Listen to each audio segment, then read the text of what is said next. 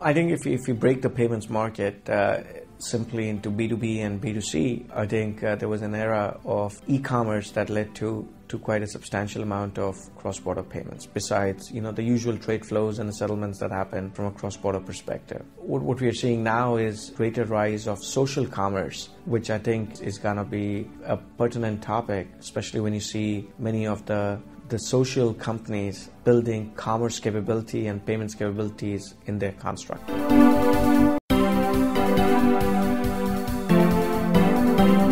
Elements of many regulators leveraging payments to drive the broader inclusion agenda and drive greater productivity in the economy. So you kind of see those plays with many of the regulators across Asia. As a cascading impact of that, many of the non-banks have started to look at how they can play a role in this particular space. Everybody appreciates the broader profit pools that exist in the fee income market. And the question at hand is, with the rise of digital economy, beyond just the classical players in the physical economy payment ecosystems, we'll see greater scale plays by the digital native businesses that are going to try and ride on this wave of regulatory change that's happening in many of these countries. We have seen with the tightening of regulations around KYC, AML, etc., it's very critical to monitor these flows from a cross-border perspective. And that's what is driving the transparency agenda in many of the organizations. That's a critical element for us to be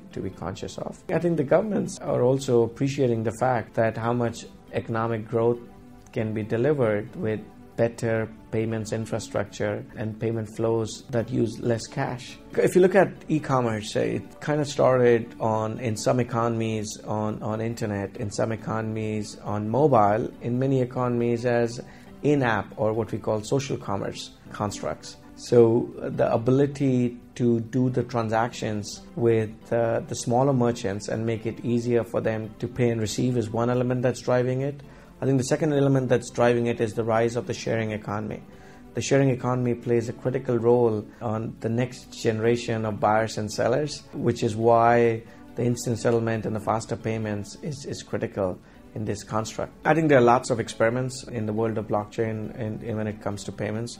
There are various sets of consortiums that are being formed in it. Central banks are actually developing their plays in blockchain for their settlements. So I think the ecosystem is gearing to see, how do we build that more transparent, efficient payments infrastructure. And blockchain is one of the many technologies people are experimenting with to see can that play a bigger role going forward. If you look at the stack of payment technologies, there's the client-facing element of this, there is the processing and settlement element of this, and very importantly, there's the customer experience element of the way the technology gets delivered to the end client. So clearly there's going to be a broad set of stacks that'll help in driving this journey. But I think one change that's happening in a consistent manner is how regulators are trying to build up their plays with the domestic payments infrastructure. This is a trend that you see in many of these economies in Asia, which is clearly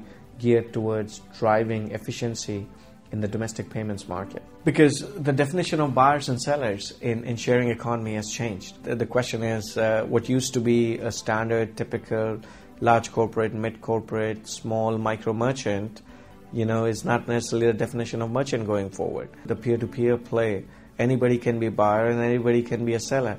The whole advent of marketplaces versus e-commerce companies and platforms, whether it's on electronic, whether it's on mobile or social, creates a different degree of who's the buyer, who's the seller, and how that value chain is playing through. Frankly, with the rise of Industry 4.0, the definition of industries by itself is changing. So clearly it has a cascading impact on the way commerce is going to get done.